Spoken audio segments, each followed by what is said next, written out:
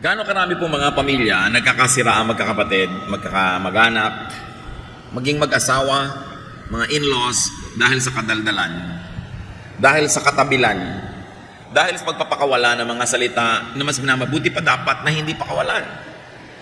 How to have peace in the family, one of that, stop talking. Stop bad-mouthing. Dapat na tayong tumigil sa pagsasalita ng nakakasakit, hindi maganda, laban sa ating kapwa. Sinasabi man natin ito ng harapan o sa likod niya, parehong hindi maganda ang bunga. Proverbs 11:12, a man who lacks judgment derides his neighbor, but a man of understanding holds his tongue. Tunay na, ang tao daw na walang bait sa sarili ay nanglalait, nangiinsulto, nananakit ng kanyang kapwa. Pero ang matalinong tao ay pinipigil magsalita. Kung ang sasabihin niya ay maglalayo lang ng loob ng kapwa at hindi naman maglalapit. We have to stop criticizing. Ang kagaling natin sa pamumuna, sa pamimintas. May mga tao na halos ang buong buhay nila, inubos nila sa pamimintas. Pamimintas ng itsura ng kapwa, ng pagluluto ng kapwa, ng ugali ng kapwa. At kung titingnan nyo ang bunga, laging pareho lang. Nagagalit yung pinipintasan, lumalayo ang loob, namimintas din, at walang katapusang mga yan. Kung ito ay ginagamit sa atin, sabi, huwag mong aawayin ang iyong kapitbahay, lalo naman ang iyong kasambahay, lalo ang iyong kapamilya, na ang relasyon mo ay hindi kayang palitan buong buhay kasi meron lang kayong relasyon sa dugo. Sa mga magkakamag-anak, stop gossiping. Lalong-lalo yung mga hipag, mga bayaw, mga magbibilas, na mga sabit sa pamilya, pero sila itong number one na magchismis. Word gets around and comes back, and you will be found out. Wala tayong sinasabi na hindi kumakalat tapos babalikan tayo nun. Kung sa palagay nyo ang inyong kausap ay pwedeng pagtiwalaan, think again. Lahat ng binibitawan nating salita nakakarating dun sa taong pinag-uusapan. Ang nagiging bunga, nagtatampo, nagagalit, gaganti, magsasalita din laban sa'yo, makakarating ngayon sa'yo, magsasalita ka uli ng pabalik-balik at hindi ba na kayo napapagod sa walang katapusang pagtutunggali. Relationships will sour. People will become distant. Those that are supposed to be kind become unkind. Those are supposed to help don't help. And this is not the kind of life we want. Proverbs 20:19, a gossip betrays a confidence. Yan daw mga sitsit, mga chismosa. Pinagtataksilan yan ang nagsasalita, ang nagtatapat o ang nagtitiwala. Kaya hindi marapat na patuloy na inuulit-ulit ang mga kwento. Kung makarinig ka man ng isang bagay tungkol kay person A, sa'yo na lang. Huwag nang dalhin kay person B or C dahil makakarinig din yan kay A. Stop gossiping, especially about in-laws. Kumisan paboritong gawin niya ng mga magbibilas, pagchismisan ng mga hipag nila. Kung may magkakapatid, yung mga kanya mga asawa noon, pag nakikita-kita sa mga libing, sa lamay, kaasalan, reunion, kunwari, nagkukwentuhan ng tahimik, pero ang pinagchichismisan nila, yung pamilya na sinamahan naman nila. Kung kayo napakasal sa isang pamilya, mahalin nyo yung pamilya na yon. At hindi nyo kailangang ibunyago, pag-usapan yung mga kahinaan ng pamilya na yon, na paboritong gawin talaga ng mga dalahirang hipag at mga magbibilas. You've got to love the family that you got involved in because you are a part of that family. And keep sensitive matter within the family. Kailangan meron tayong pagtatapat, meron tayong loyalty sa ating mga pamilya. At nang sa ganun, magkaroon man ng problema, the family is united. One of the most difficult things in life is that when there is division within the family itself. Ang mga pamilyang magkakasama, united, nalalampasan, natatawid ang kahit anong problema. Pero pag sila-sila na ang naging problema ng isa't isa, mas mahirap na yun solve. So you want to have peace? Stop hurting with words. Dapat na, lalo at meron na tayong record nito na tumigil ng pananakit ng kalooban ng kapwa sa pamamagitan ng mga salita. Tama na.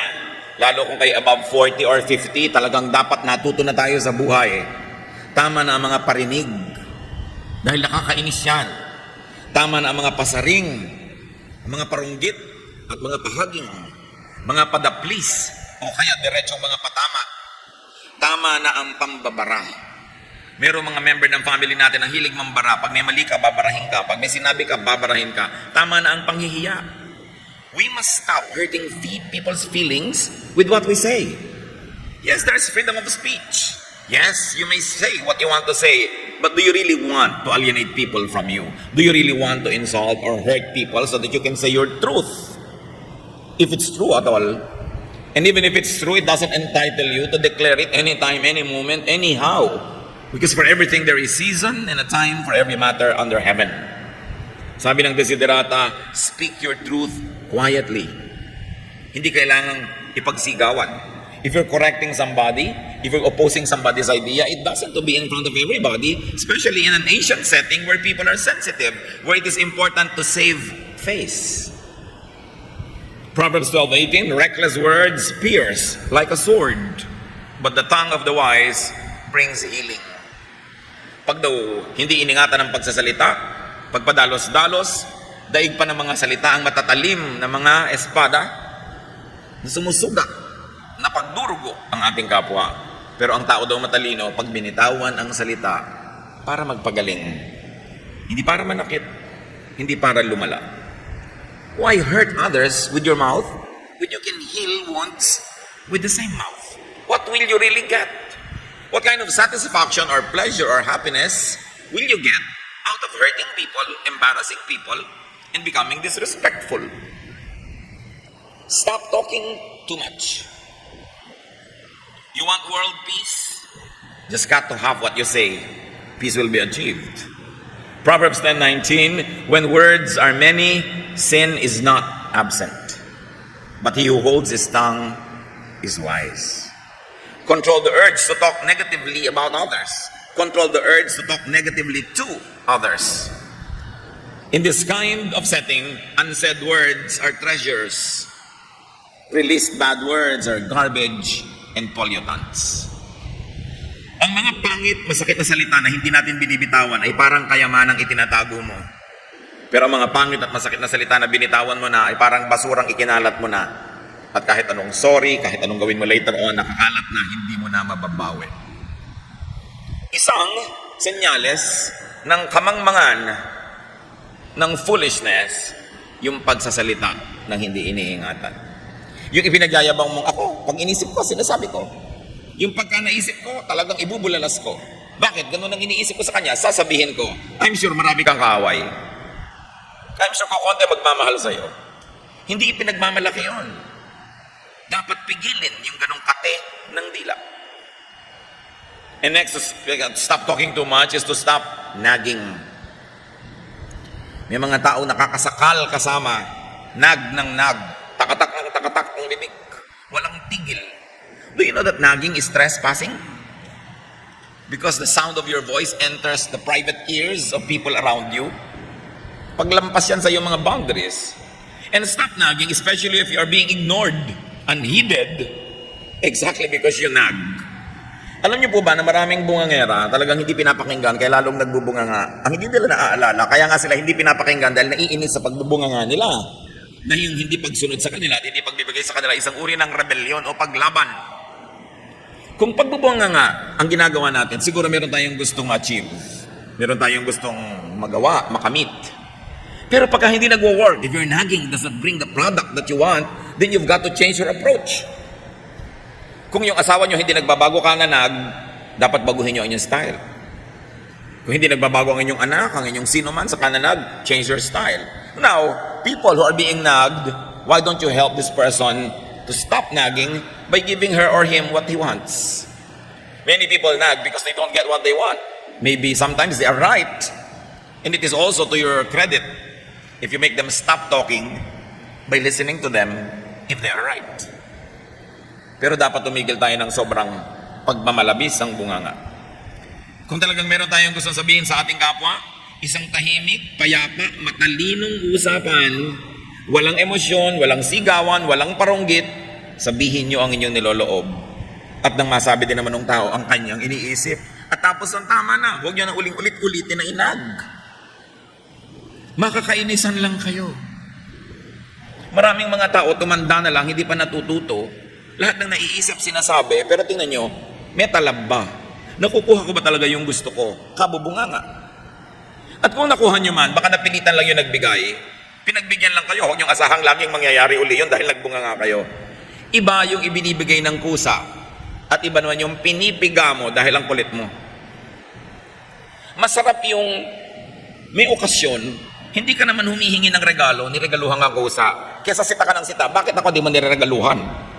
Hindi ka na nga niregaluhan, dapat makahalata ka. Dahil kung gusto ka na magregaluhan, mahirap ba magkusa? So kung paulit-ulit ka, lalo lang maiinis yung tinatanong mo, bakit tungkulin ba niya, niregaluhan ka? Nasa batas ba yun na dapat niyang gawin? Minsan marami tayong demands.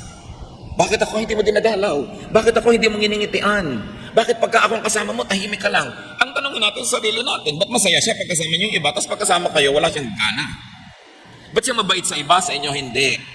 Kasi kung mabait na siya sa iba, ibig sabihin, marunong naman siya maging mabait. So kung hindi siya mabait sa inyo, sinasadya niya. Kasi marunong naman pala siya maging mabait sa iba. So deserve before you desire. Baka manahimik kayo, mas maging effective pa. Kasi alam nyo, mayroong konting tao na tinatabla ng bunganga. Konti lang yon. Mas marami, naiinis sila doon at lalo ka lang sasadistahin. Lalo ka lang bibiguin. Hindi ka bibigyan ng tagumpay. Many people are offended by too much talk so that they will frustrate you. They will never give you what you want because they rebel against your mouth. So be wise. Don't just talk, but achieve results. And most of the time, gentleness, quietness, kindness will go far, very far, much farther than a speech. Isa pa pong dapat nating matutunan, lalo tayong mga Pilipino, stop asking too much. Stop asking too many questions. Yes, parents and family members are stakeholders in people's lives, and up to a point, they are entitled to ask questions. But some pieces of information are better off volunteered rather than coerced from people. May mga bagay-bagay, mga ideya at impormasyon na mas masarap, mas matamis kung kusang ipinaalam. Kesa piniga nyo ng piniga yung tao para lang malaman nyo yung gusto nyong malaman. Maraming kanya mga nanay. Anong binili mo? Kung ano-ano po. Ano nga? Ganito po. Ganun. Magkano? Ba't ka bumili noon? Etc. etc. You know, up to a point that might be done, especially kung ang kausap nyo bata, formative years. Pero pag may edad na, matuto tayong maggalang kahit sa sarili natin mga anak. We should give them privacy. Hindi tayo tanong ng tanong, saan ka galing? Yung mga iba, kung tinatanong lang tayo para mailayo tayo sa panganib, mabuti, okay lang. Pero iba talaga maurirat lang. Malaman lang nila. At itong nakakainis sa mga kamag-anak, may dalawang nag-uusap sa isang sulok, lalapit yung pangatlo, ano pinag-uusapan nyo? Hindi mo pa nakahalata na lumalayo na nga sa'yo, tapos magtatanong ka pa. Pagka meron kang niyaya doon sa malayo, kinausap mo, paglayo mo, tatanungin niya, anong sabi sa'yo? Mga kapatid, tandaan nyo to, pag hindi sinabi sa inyo ng kusa, huwag niyong itanong. Galang lang yun. Sakit yan ng mga mangmang. Yung nagtatanong nang hindi naman ibinibigay sa kanila yung sagot. At kung nakakahalata kayong ayaw kayong sagutin, tumigil kayo ng katatanong. Wala kayong karapatan na pasukin ng kaloob-looban ng utak ng inyong kapwa.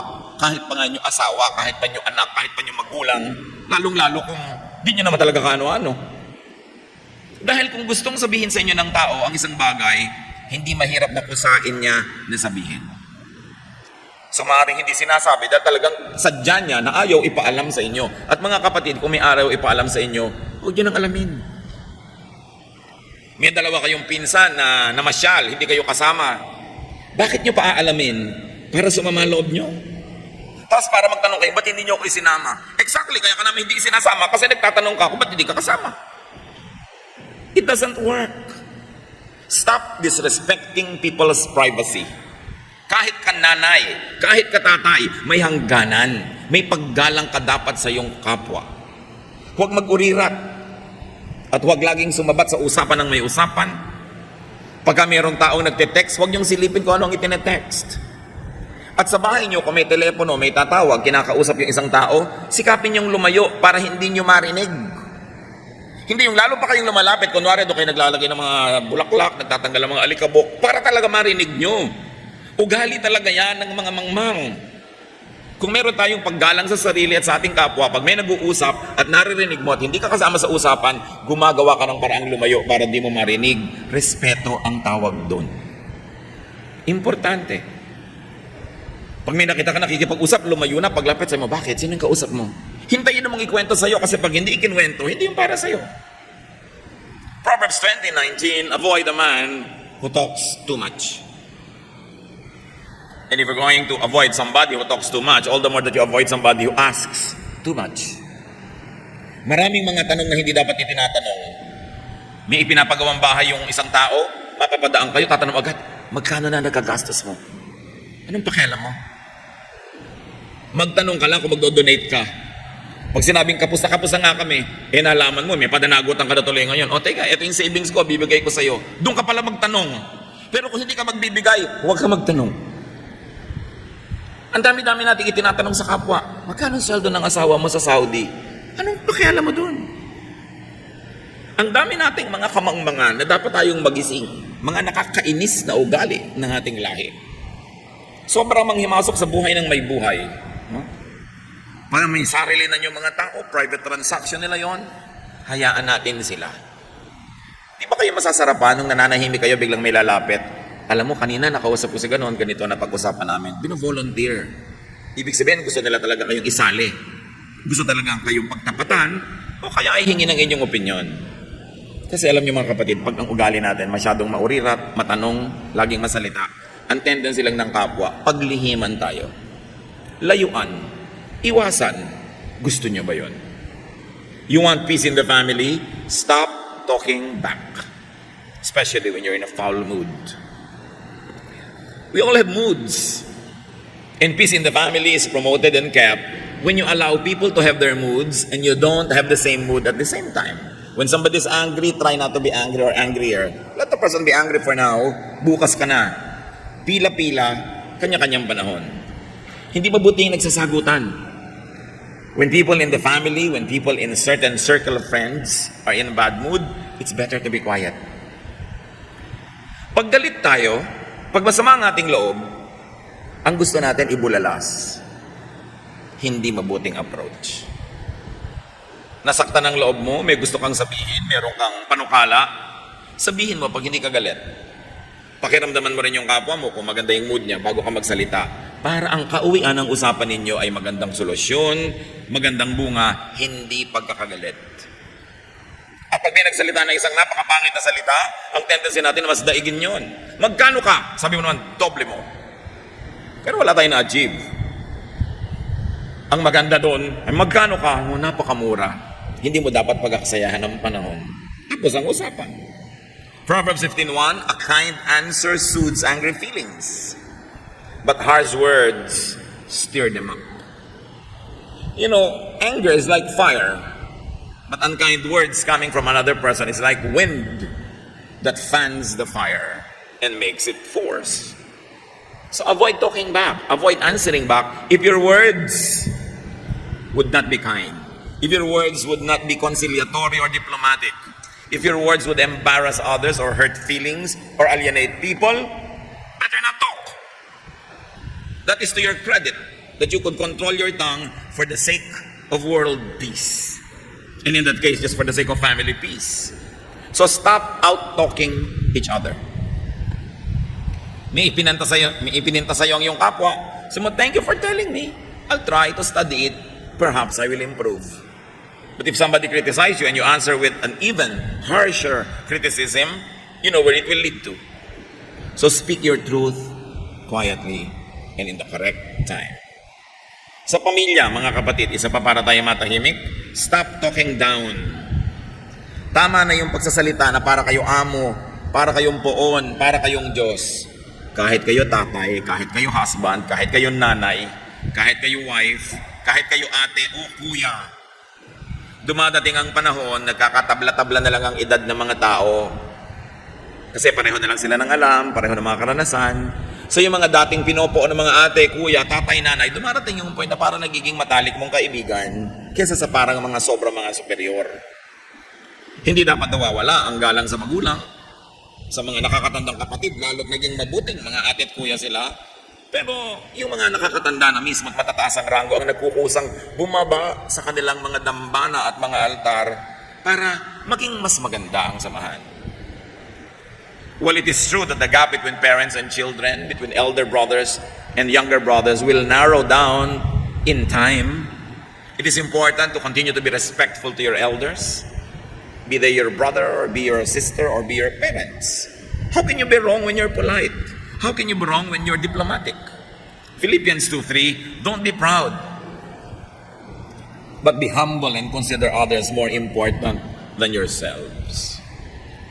Merong mga tao na sakal na dahil sa sobrang superiority ng ilang members ng family nila. Mga tiya na nung bata ka, kinokontrol ka, dinidiktahan ka. Ngayon 30 ka na, 40, dinidiktahan ka pa rin ng tiya mo. At kung nag-60 ka na, siya nabuhay pa ng 80, didiktahan ka pa rin. Dapat natitigil yan. Dumarating ang panahon, nagkakatabla-tabla. Hindi ka man agree, hindi ka man sang-ayon sa pamumuhay ng nakakabata sa'yo. Pag sila'y nasa edad na, hayaan mo sila. Kung hihingi na lang yung payo, salamat. Kung hindi, at lagi mong ibinibigay nang hindi naman hinihingi, lalayuan ka lang. Ang mangyayari ngayon, tatanda ka ng tatanda, ni walang dumadalaw sa'yo. Kasi bad ang record mo sa mga pamangkin mo. Bad ang record mo sa mga bata. Do you want that? Napakarami ng mga nauna sa atin na dapat ay kapulutan natin ng aral. Dapat iba-ibahin natin ang ating style. Stop the superior stance. Age and rank levels off, even between parent and child. But parents will always be parents and should be honored as parents.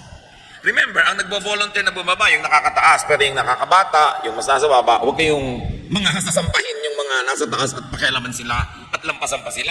Kaya nyo, if they volunteer, they want to be more friendly, they want to be more accessible, but it's not for you to scale their Olympus. Ang lahat dapat lumagay sa lugar. God is God of order, and every place, every person, everything in creation has its proper place and proper time. Do not cross boundaries that you shouldn't.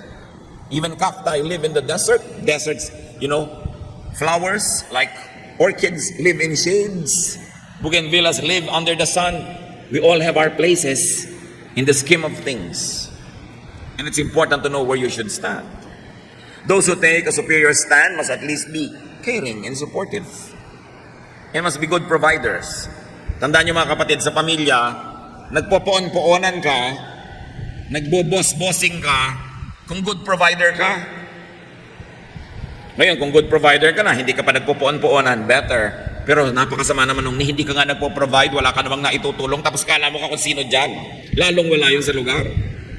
Ang pinakamasarap, yung may naitutulong ka na, ang bait-bait mo na, pero hindi ka pa nagkukong sino. Maganda yun. Pero yung akala mo kung sino, wala namang naiaabot, wala namang naitutulong, bunganga ng bunganga, wala namang binibigay. Sobrang mali. At maraming ganong kamag-anak. Kala mo kung sinong alam nila ang lahat, kala mo kay Rurunong, si sermon na nila mga kamag-anak nila. Hindi naman nila tinutulungan. Earn your right to be heard. It's not a birthright to impose your mouth on other people's ears. You earn it. You earn it with your intelligence, with your wisdom, with your kindness, with your charities. But so much better if you have already earned it, but you don't use the privilege and you remain humble and nice. So kayo nagpapakabathala sa inyong pamilya, tandaan nyo, pinagmulan ng bathala ay bahala. So sige, bathala ka sa pamilya, pero ikaw ang bahala sa gastos. Ikaw ang bahala sa mga bayarin. Bahala ka sa mga kung ano-ano mga pangangailangan. Ibig sabihin kasi ng bahala, responsible. Meron naman mga member ng family, wala man lang naiaambag pambayad ng kuryente o tubig, akala mo pa kung sino mga poon. Lalagay ka dapat sa lugar. And especially in the family where relationships are permanent, stop the disrespectful language. More than anything, we remember being hurt by words. Human memory remembers pains, but very especially pains inflicted by the tongue of other people. So you don't want to be remembered negatively. You will pass this way only once. Why make enemies when you can make friends? And in the family, stop the shouting. Mga mag-asawa, kung nagsisigawan kayo, tumigil kayo. The meaning of a word will not change whether you said it softly or loudly, but emotions get affected when you shout. So why don't you just speak your truth quietly? You will achieve better results by not shouting. Shouting is primitive. May nasalubong kayong cobra, sigawan nyo ng ubod lakas, baka sakali masindak nyo at umalis. May nasalubong kayong gorilla, sigawan nyo. May nasalubong kayong halimaw, sigawan nyo. Pero yung kausap nyo asawa nyo, bakit nyo sisigawan? kausap mo, anak mo, ba't mo kailangan sigawan? So kung galit na galit ka, mamaya ka nila magsalita. When you're too emotionally affected, delay opening your mouth so you don't have to emphasize your meaning and help it with theatrics, with volume, with shouting. Because the tendency of the hearer is not to pay attention to your content, but to be affected and offended by your method. So mahalaga huwag magsigawan. Mga mag-asawa, magkatabi ba kayo? Sabi nyo, sige, wala na tayong sigawan. Ha? Sinasabi niyo ba? Lalo yung pala sigaw? Pero yung mag-asawa, nagmamahalan kayo, may nagsisigawan kayo. Bakit? Di ba pag nagka-cancer ka, yung asawa mo na mag-aalaga sa'yo? Pagka yung atay mo, nasisira yung asawa mo mag-donate o anak mo? Di ba pag naghihingalo ka, ang nakapaligid sa'yo, pamilya? Bakit mo sila sisigawan? Mali. Sinasabi nga ni Lord, love your enemy. Di lalo namang love your family. Enemy nga, pinapamahal eh. Family pa. Pag galit na talaga kayo, pumasok kayo sa kwarto, manalamin kayo, tsaka sigawan nyo yung sarili nyo. Mailabas nyo lang. Kasi hindi naman siguro kayo magdaramdam sa sarili nyo.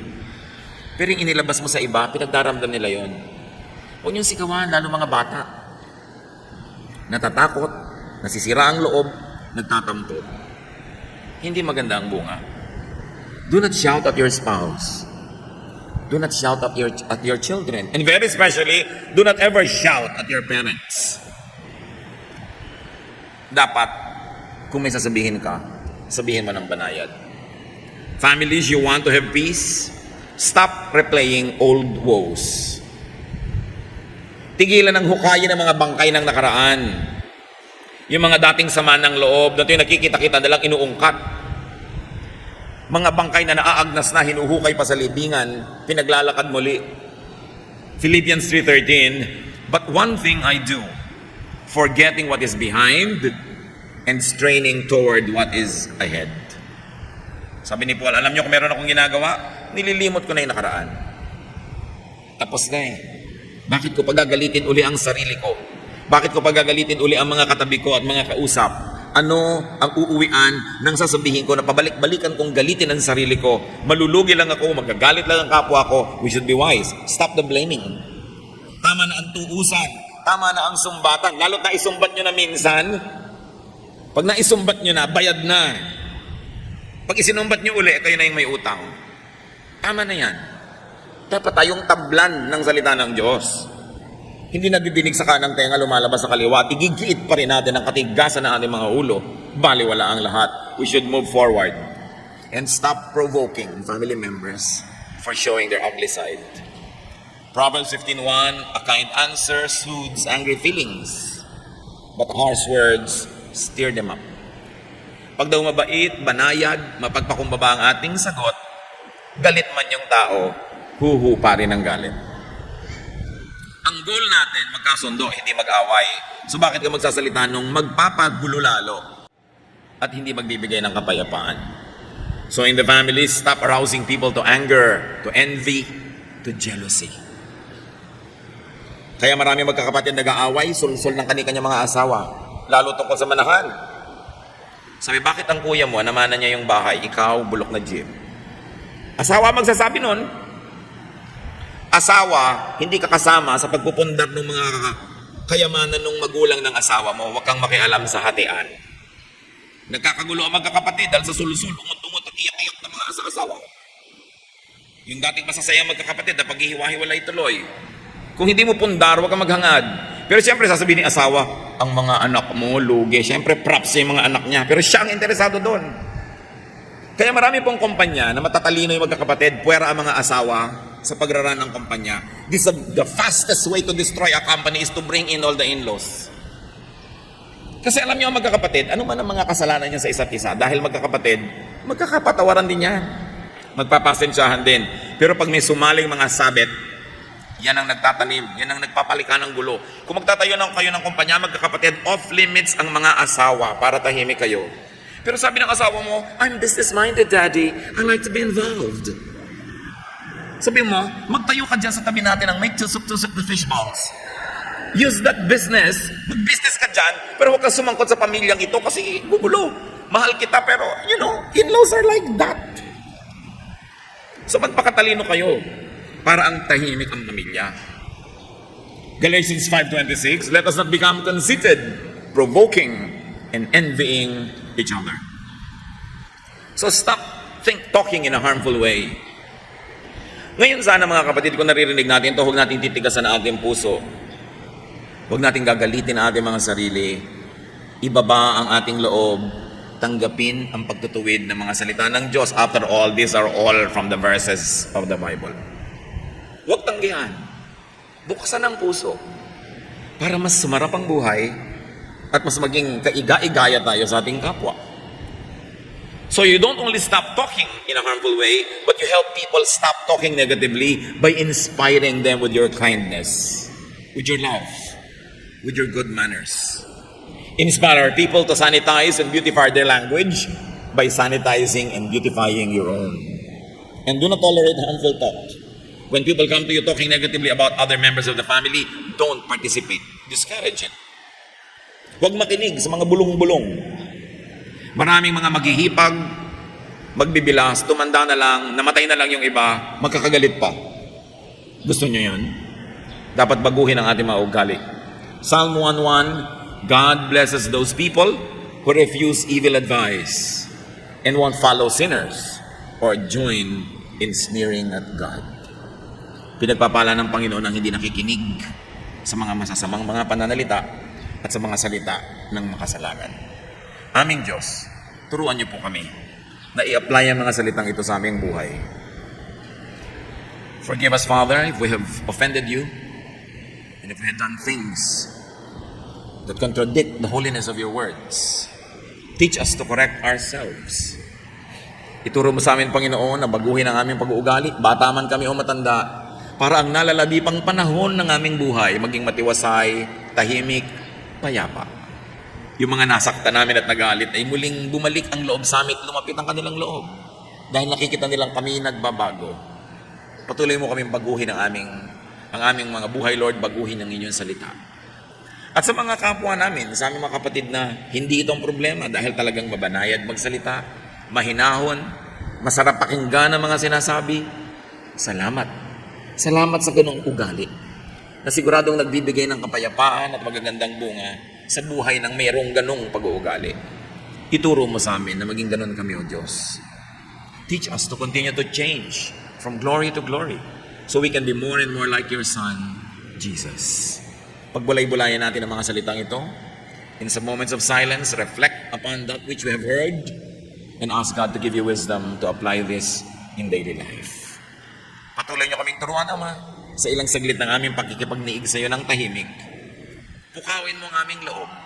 Ipakita mo ang aming mga tamang ginagawa para lalo naming maulit at ipamukha mo sa amin ang mga mali at nang maituwid.